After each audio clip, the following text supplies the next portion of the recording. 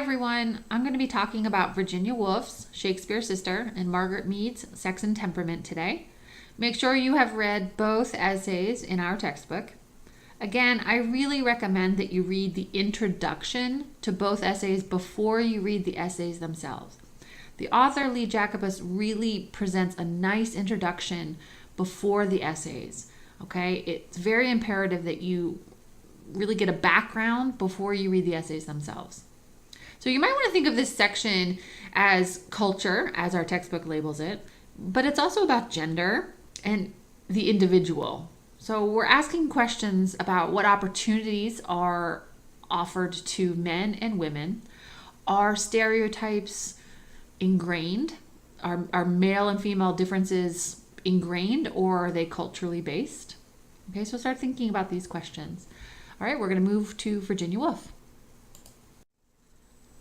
In the essay Shakespeare's Sister, Virginia Woolf is asking the question about women during the Renaissance. What would a woman's life have been like during the Renaissance? So to discuss this question and the answer, Virginia Woolf creates an imaginary character named Judith Shakespeare. So Virginia Woolf is speculating, hey, what would have happened if William Shakespeare had a brilliant genius sister named Judith? What would have happened to her if she had the same genius as William Shakespeare? Would her life have been the same?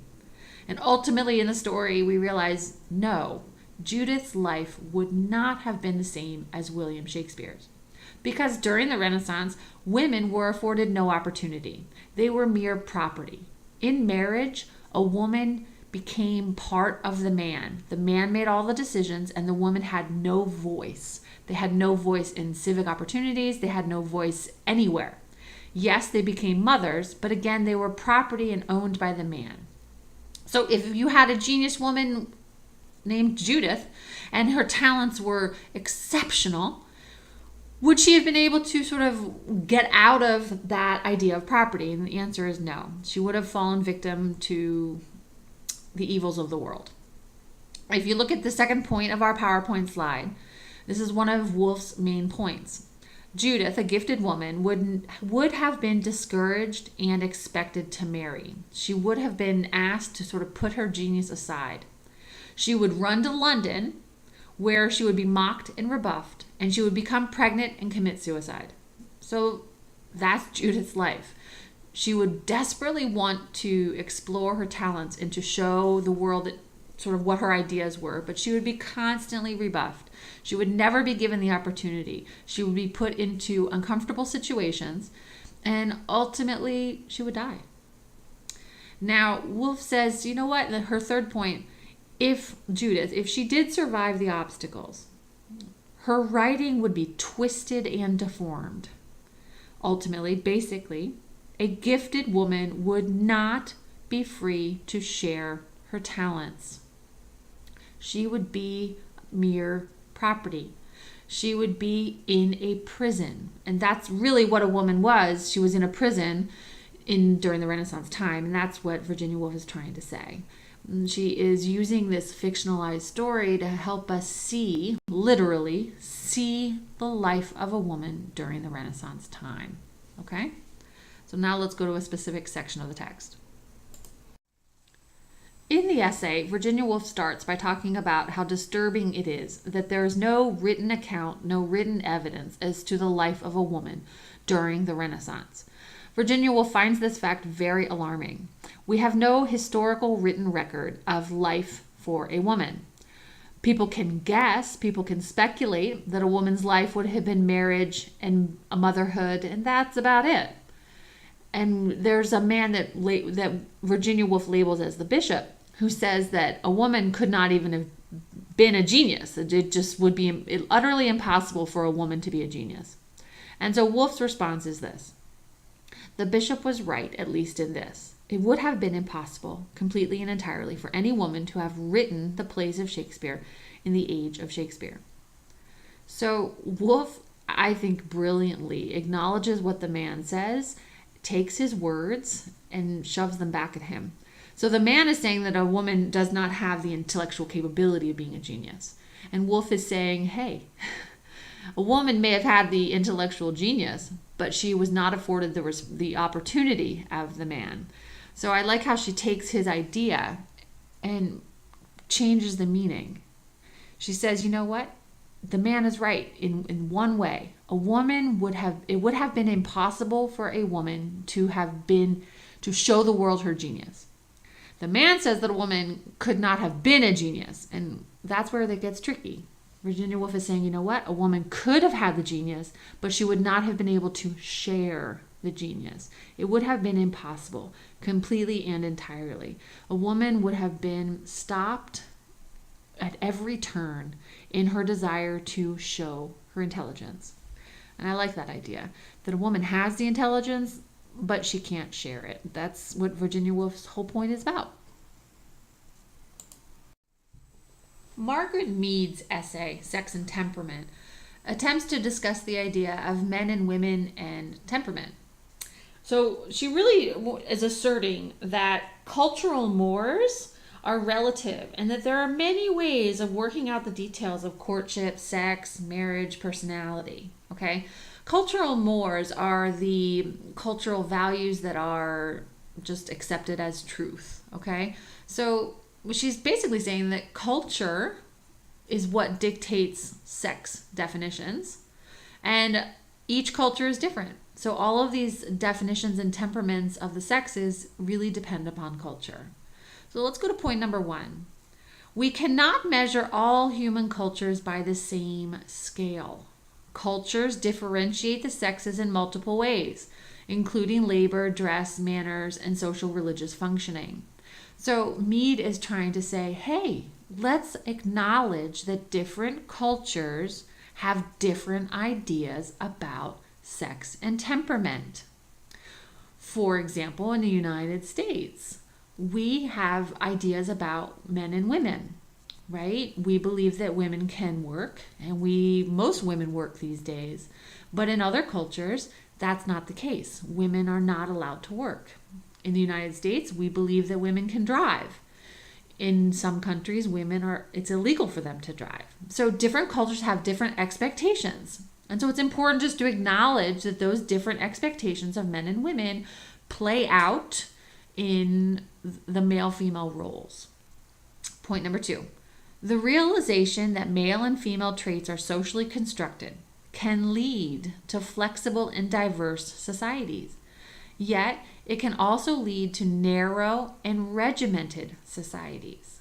So the differences that are created within cultures need to be acknowledged, and they can create a beautifully rich society. However, it can also create narrow and regimented societies.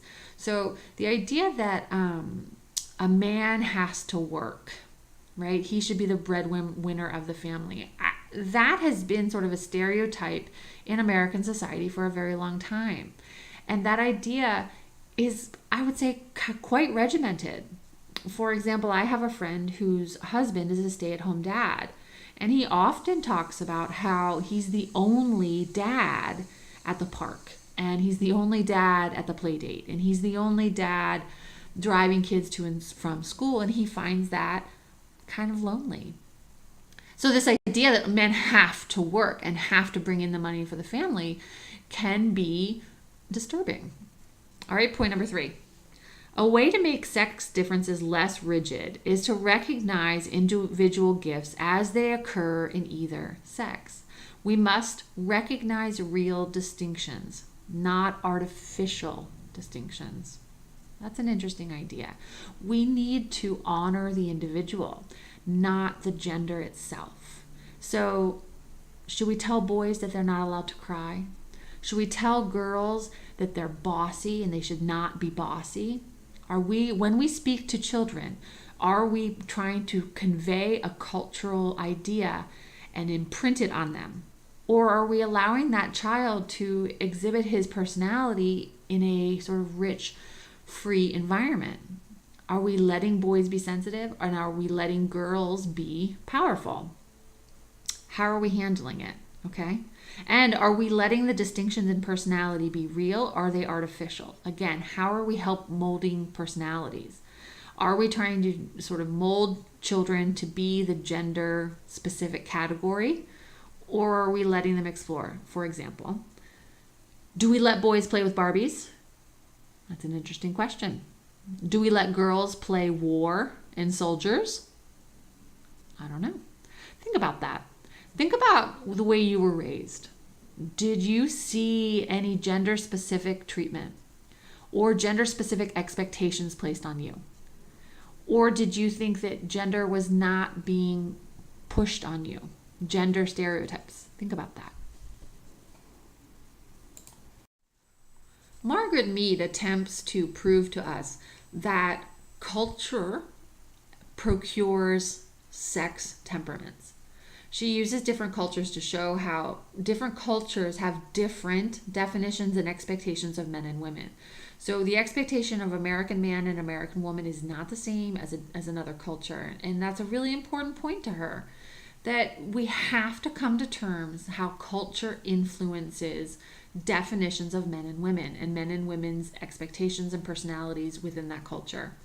Now, one of her key points, and I love this quote, "Such a system would be wasteful of the gifts of many women who could exercise other functions far better than their ability to bear children in an already overpopulated world.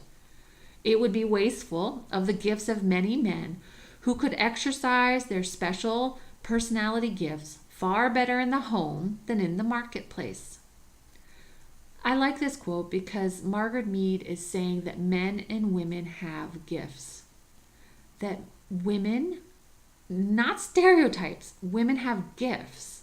They have personality traits that are individual and they need to be honored. And likewise for men. Men have special traits that are individual. And when a society regiments those traits and says that a man has to be this and a girl has to be this, well, that's dangerous and wasteful. It means that a gift is being thrown in the trash, that gift is being destroyed and not allowed to play out. When I read Margaret Mead, I often think about my friend who, she is a lawyer and she's a very good lawyer. She is powerful, she is smart, and she loves her job. She loves working 100 hours a week. But in order to have a family, her husband stays home. And he loves being a stay-at-home dad. He is a great cook. He enjoys cooking. He enjoys taking the kids places.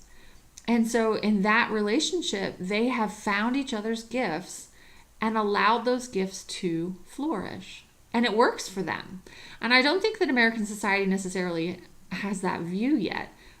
But that's Margaret Mead's point. You know, we have to honor the individual and not the stereotypical temperament that society places on us. So think about that. Think about your own life.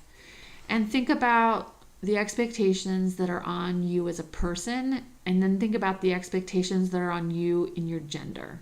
Okay?